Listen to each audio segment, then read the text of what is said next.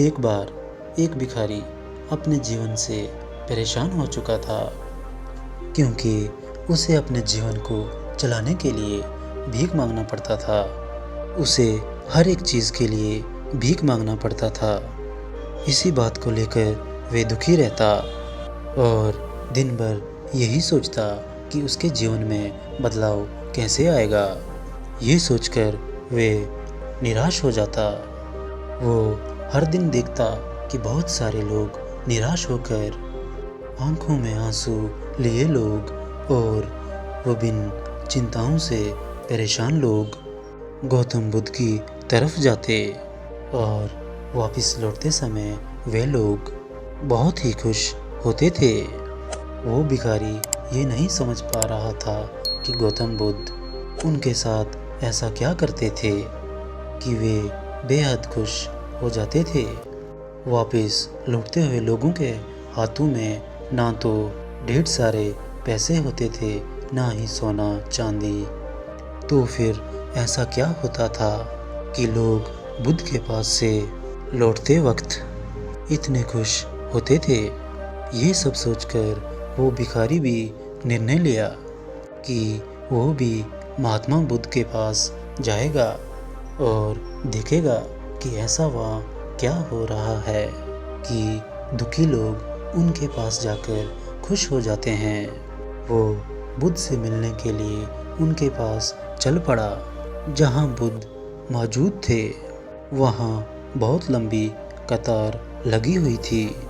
वो भिखारी भी कतार में लग गया।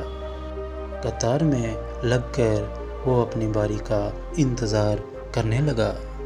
देखते ही देखते उसकी बारी आ गई और उसने बुद्ध से कहा, बुद्ध, मैं बहुत ही गरीब हूँ, मेरे पास कुछ भी नहीं है।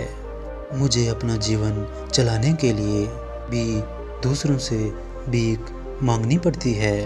अब आप ही बताइए कि मैं अपने जीवन को कैसे बेहतर कर सकूं।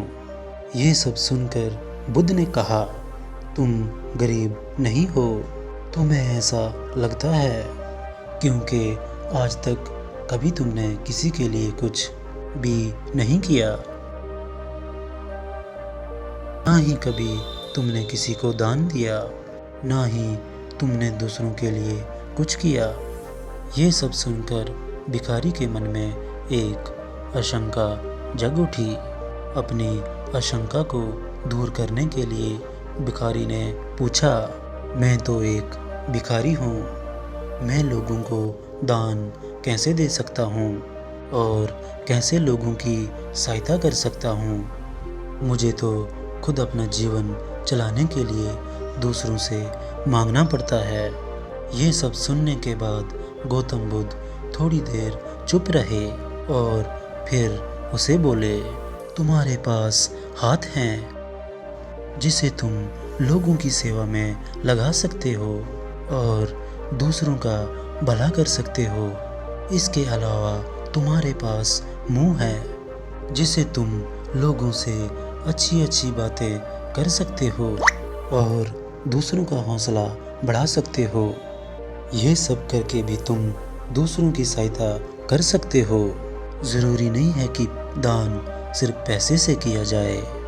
हम चाहे तो हम शिक्षा का भी दान कर सकते हैं, चाहे तो अन्न का भी दान कर सकते हैं। ऊपर वाले ने अगर किसी को पूर्णतः अच्छा शरीर दिया है तो वो गरीब नहीं है, वो बस दिमाग से गरीब है। उसे इस विचार से हटकर दूसरों की सेवा में लगाना चाहिए। बुद्ध की ये सब बातें सुन लेने के बाद वे भिखारी बहुत ही ज़्यादा खुश हो गया और उसका मन अब संतुष्ट था। हम सब इस बात की चिंता में समय बर्बाद करते हैं कि हम गरीब हैं, लेकिन ये सत्य नहीं है। सत्य तो ये है कि जब तक हमारा शरीर पूरी तरह से बेहतर है तो हम उसका उपयोग करके आगे बढ़ सकते हैं और खुद के जीवन को बेहतर बना सकते हैं। अगर कोई व्यक्ति सिर्फ अपनी गरीबी पे ध्यान दे और उसे बदलने की कोशिश ना करे तो वे मूर्ख है। इसके अलावा हमें इस कहानी से ये भी सीख मिलती है कि दान सिर्फ धन का ही नहीं, शिक्षा, भोजन, अच्छे विचार आदि का भी किया जाना ज़रूरी है। अगर आपके पास धन नहीं है तो आप शिक्षा का दान कर सकते हैं या फिर अपने दूसरों के लिए अच्छे विचारों का भी दान कर सकते हैं।